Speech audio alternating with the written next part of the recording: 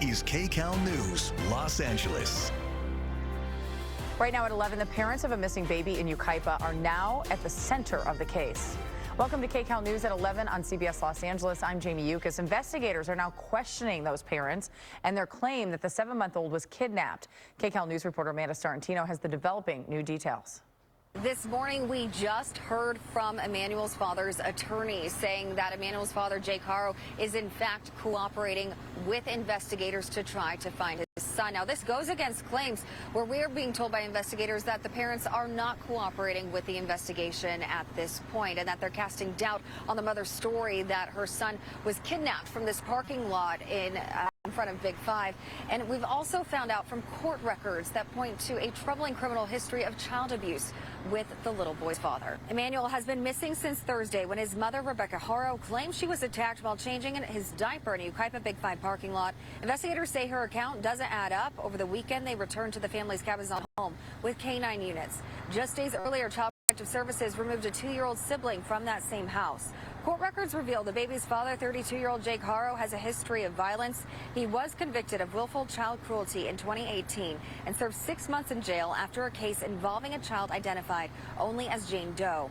More recently, Haro faced new charges for possessing a firearm and ammunition as a convicted felon and narcotic addict. He was expected in court next month for a possible probation violation.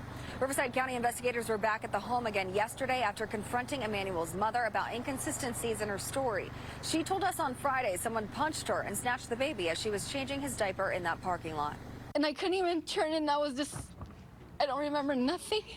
I got up off the floor and I didn't see my child. Someone took him from me. But again, investigators confirming that both parents not cooperating with the investigation at this point in this case. This after the parents were going public just days ago, speaking to the media, as you saw in that interview. Since then, they have been silent. Now, the sheriff's investigators have reclassified this case from a kidnapping case to a critical missing child case, which means that they do believe that foul play or a crime is involved. Now, we also have learned that a foundation that was going to support with search efforts and also offer a few $1,000 reward with any information in this case, they have since pulled out with their support, saying there's just too many unanswered questions. But again, Emmanuel Haro, just 7 months old, still missing, going on day 6, with the community still looking for answers. In Yucaipa, I'm Amanda Starantino, KCAL News. A gunman is on the loose after a deadly shooting at a park in Bellflower. One man was killed. Deputies found him just after 9 last night near Thompson Park between Foster Road and Rosecrans Avenue. There's still no information on a suspect or a motive. If you have any information, call the LA County Sheriff's Department. We are tracking some major heat prompting next weather alerts. Meteorologist Paul Diano has a look at your next weather forecast, not necessarily today, but tomorrow. It starts tomorrow. Yeah, it's hot today, just normal hot. We get well above normal hot tomorrow. All of our inland locations for 4 straight days beginning tomorrow under a next weather alert.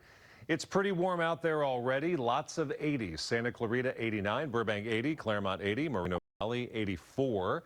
81 in downtown Los Angeles, but only 68 at the beach. The beach will be the place of respite over the next couple days. You're going to warm up a bit, but not much. You've got some cloud cover hugging the coastline in coastal LA County and Ventura County, including Malibu.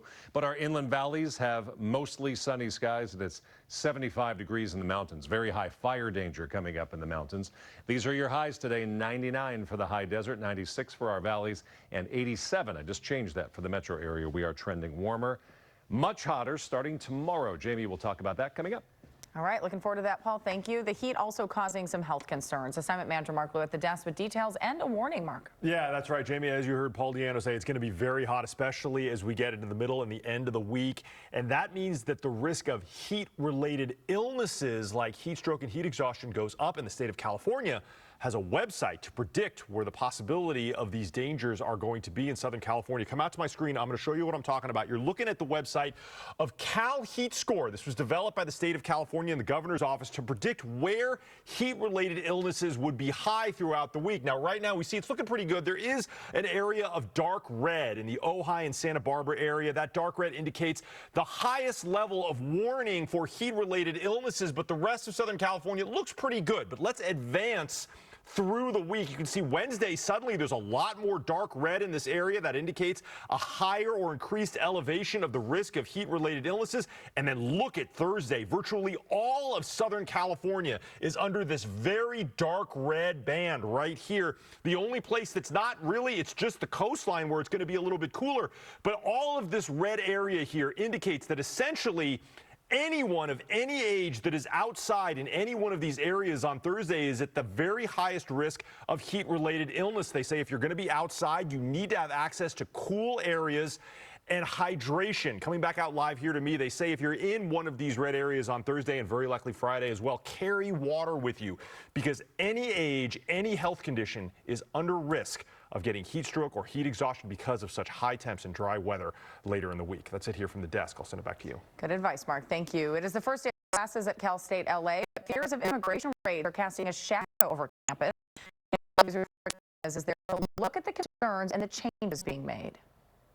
The option to go to online learning is happening on a case-by-case basis. This morning, students tell me as they show up for their first day of classes, they're feeling a bit of that anxiety, and they have some friends who say the school year will look different in light of the immigration activity happening across our area. Today, classes begin for roughly 22,000 students here at Cal State LA. It's also back to school for faculty and staff. University leaders say they're continuing their efforts to remind students, faculty, and staff that this is a safe campus. There are resources available online as well. The campus serves a lot of students from LA's east side, which includes undocumented students. The university says it created an immigration page online to list those resources, even offer sources for legal aid, and a reporting portal for any incidents that can happen on campus. So far, they say there are no reports of immigration enforcement on the campus itself, but this morning a university spokesman told me that everyone should be aware of campus protocol. And other students tell me that they sometimes feel helpless by what's happening around them. It's awful. It's a terrible thing what's happening, but I feel like I can't really do much to prevent it or help it. I know some people that have a lot of anxiety coming to school and they don't even have rides to school anymore because their parents cannot drive them. There is no requirement that students, faculty, or staff let immigration enforcement into a non-public space without a valid judicial warrant. And the university says these plans will remain in place as long as needed or adjustments can be made. They have a whole week of celebrations planned for the first week of classes for the new school year. Reporting at Cal State LA, Rick Montanez, KCAL News. Rick, thank you. Former LA City Council member Kevin DeLeon is hosting 2 giveaways this morning to tackle the growing food insecurity crisis plaguing our area. The food distribution centers in Boyle Heights and El Sereno are targeting families impacted by the recent ICE raids. Many are afraid to go outside for fear of being unfairly rounded up and detained. That means they cannot go to work or the grocery store. DeLeon says the community needs to support each other in this current crisis. A battle over land in Los Angeles, why some city leaders are standing against a state bill. Plus, a tentative deal reached when Air